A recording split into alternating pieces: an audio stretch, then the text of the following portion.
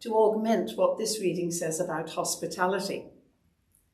The lectionary offers us a series of readings each week, an Old Testament reading, a psalm, an epistle reading, and a gospel reading. And there is much value in the lectionary. The Methodist Church in Ireland uses the Revised Common Lectionary, which was revised a number of years ago, as its name implies, and is used by many Christians around the world. The Roman Catholic lectionary is very similar to it and runs parallel to it in many respects. One of the values, I think, is if we follow the lectionary and use it for our preaching, when there's nothing else, not a special occasion or whatever that we need to address, like harvest and so on, is that we can be conscious that Christians all around the world at different times over a 24-hour day are reflecting on the same text. And I think that is sometimes an encouraging and a helpful thing. I wonder what they're thinking of this text in Sri Lanka. And what are they going to think about it in Canada? Who knows? It also, I think, in circuits such as the one Tom and I come from, but also this circuit, can offer a degree of continuity when so often we don't have the same preacher for several Sundays in a row. And as you probably know, it runs on a 3-year cycle. End of the lesson in a minute. Matthew, Mark, Luke and John, and this year we're in the year of Luke. John's Gospel is used for very special occasions because most theologians would say John's Gospel is of a different nature to the Matthew, Mark and Luke synoptic Gospels. So there we are. And today we have a reading which will be shared by our Christian siblings around the world. Luke chapter 14, an event and a parable. Now Luke very frequently uses meal events to make a point. Luke was clearly a party guy. And so he has reported on a number of these. If you go through, I found 8. 1, 2, 3, 4, 5, 6. I found 9 in Luke's Gospel. You can check up on me. The first one is a party in the house of Levi, called Matthew in other Gospels, who came to follow Jesus from his tax desk. And there was a meal at that party. Then we have recorded 3 meals with leading Pharisees.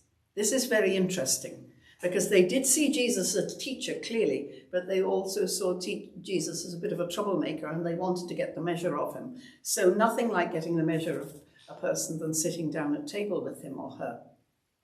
Then there was the meal in the house of Mary and Martha. Then a meal with yet another tax collector, Zacchaeus, who hopped down from his tree and no doubt to his wife's consternation said, "Come and eat at our place." And then there are the other meals that we hear a lot about, feeding of the 5,000 by the lake, the Last Supper in the upper room in Jerusalem, and then the supper at Emmaus. But here, in this particular one, Jesus is invited to the house of a leading Pharisee, and he is being watched. And indeed, those few verses in between that announcement and the parable indicate that there was a man with dropsy there.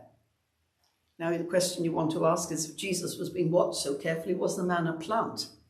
Did they bring him along to see what Jesus would do? If so, Jesus obliged them and obliged the man. It's an event and 2 parables.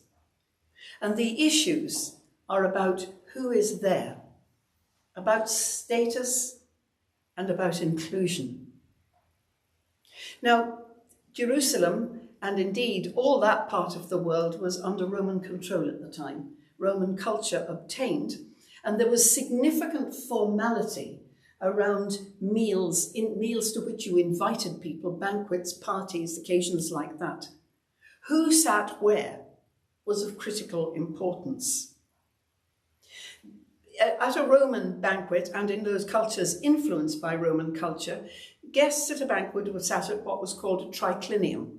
It was a 3-sided table, like an E without the middle stroke. And the host sat in the middle of the long side, and there were 3 couches, and guests reclined on the couches, and they ate. They reclined as they ate. Hence, the woman at another party that Jesus attended was able to come and wash his feet, because his feet weren't under the table, they were on top of the couch.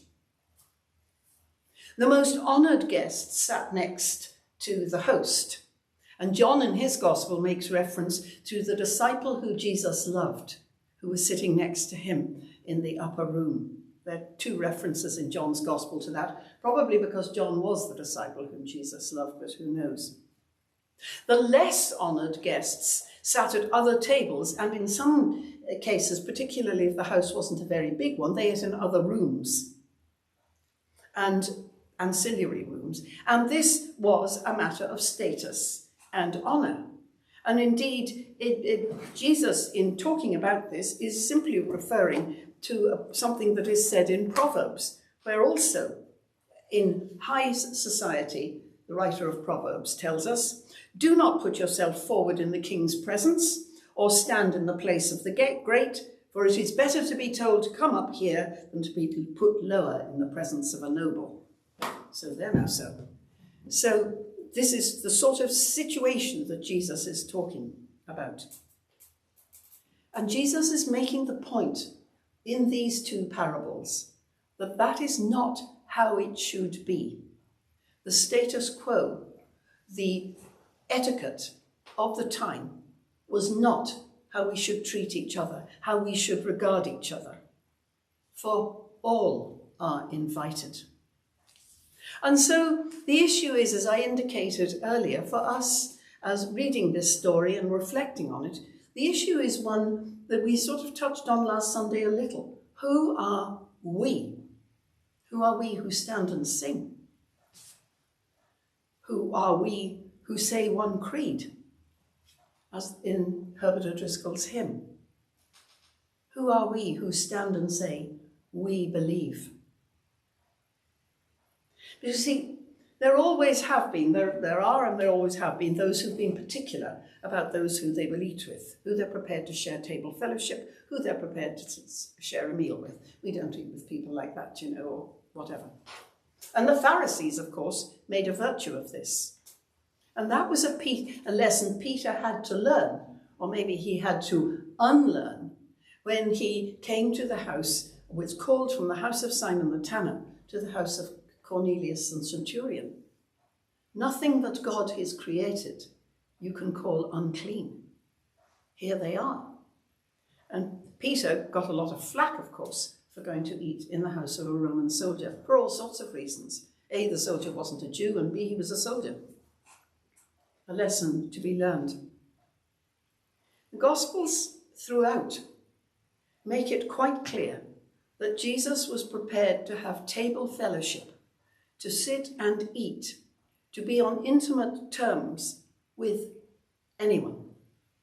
We've already indicated at least 2 of those occasions that Luke records were with tax collectors who were the lowest of the low. They were regarded as traitors. They were giving away the Jewish cause. They were pinching people's money to give to the Romans, the occupiers. Could you be worse than that?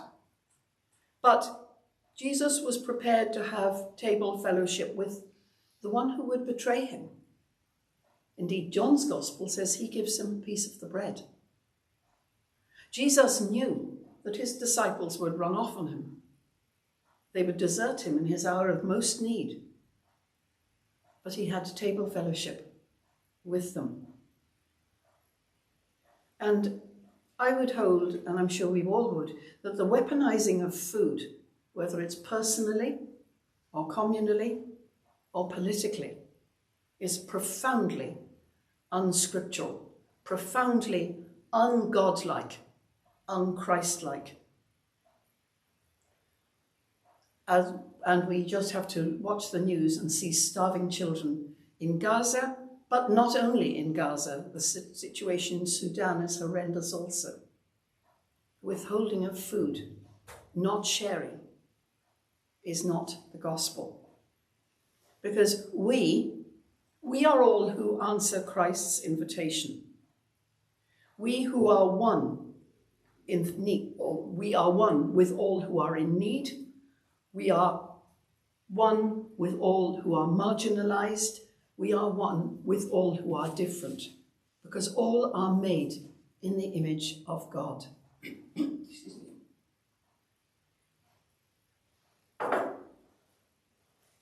And hospitality, in whatever form it comes, is fundamentally part of Christian discipleship. And so how we treat those among us who are different matters. Not so long ago, there was a demonstration in the city of Limerick against people of other races. And they had great placards saying, "Limerick says no." The Bishop of Limerick, Michael Burrows, and the Dean, Niall Sloan, got up another poster. It said, "Limerick says yes." And I think that was exemplary. I have no doubt that they got flack for it. I have equally no doubt, knowing the two gentlemen in question, that they were well able to handle it. We reflect on the appalling incidents of attacks on the Indian community in this country. People who have served us, as we have not even served ourselves sometimes, people in the medical and the care community, looking after us when we are ill, looking after our loved ones. And it's been awful, and I really don't know what we can do, except that when I say that, what can we do? We, the 9 of us, what can we do? Well, I can remember when I was chaplain in UCD, we were talking about homelessness and what was needing to be done. And I took a walk on the Camino every year for Peter McVerry, the Peter McVerry Trust, and Father McVerry used to come and talk to us. The students used to love him, and he loved the students. He also loved the check.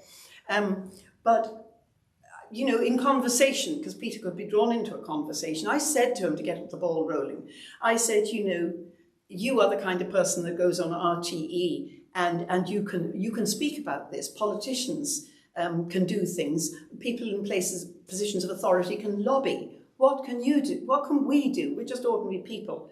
And Peter looked me straight in the eye and he said, "Gillian, each of us can smile." He said, "It may be the only smile a homeless person gets that day."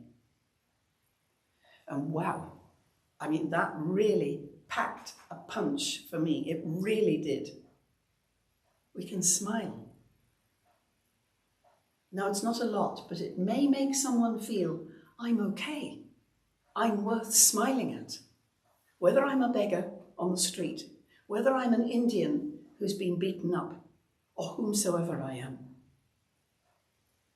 You may have listened, those of you who are listening to BBC Radio 4's Sunday programme this morning may have heard a robust interview between the Bishop of Oxford, Stephen Croft, I think, and someone from the British Reform Party, talking about how we relate to people who are migrants, who are immigrants, people who move because they have to move, not because they want to leave their countries. I would have said that the Bishop of Oxford won. But this morning also, I got an email from a friend who's a theologian in Australia with a message on it saying that one of the local churches had told the congregation there would be no service that morning because it was a church that was largely made up of Zimbabwean Methodists, Australian Zimbabweans, if you like. And there was going to be a big anti-race, anti-integration rally in that town. Now, the shocking thing about that is that, of course, everyone except the First Nation people in Australia are people who've come from somewhere else. And Zimbabwe is a great deal nearer Australia than Ireland is. But this happens. And where are we in that? Because I think what Jesus is telling us throughout is that we are all guests at the heavenly banquet prepared for humankind. And this is what the service next Sunday morning will remind you of. Christ is the one who invites. And as the next parable, because actually Jesus tells 3 parables in this home of the Pharisee, read it when you get home, we should not refuse the invitation. Because you holy huddles are not the pattern of the kingdom. Rather more, it is unpredictable gatherings with tax collectors and sinners, open to all, that are what the kingdom is all about. And that's what Jesus wanted to say. There's a wonderful prayer of St. Bridget. You may know it. You'll see from the first line that St. Bridget was not a Methodist, but water in St. Bridget's day was probably not potable. She writes, I would like a great lake of finest ale for the King of Kings. I should like a table of finest, choicest food for the family of heaven. Let the ale be made from the fruits of faith, and the food be forgiving love. I should welcome the poor to my feast, for they are God's children. I should welcome the sick to my feast, for they are God's joy.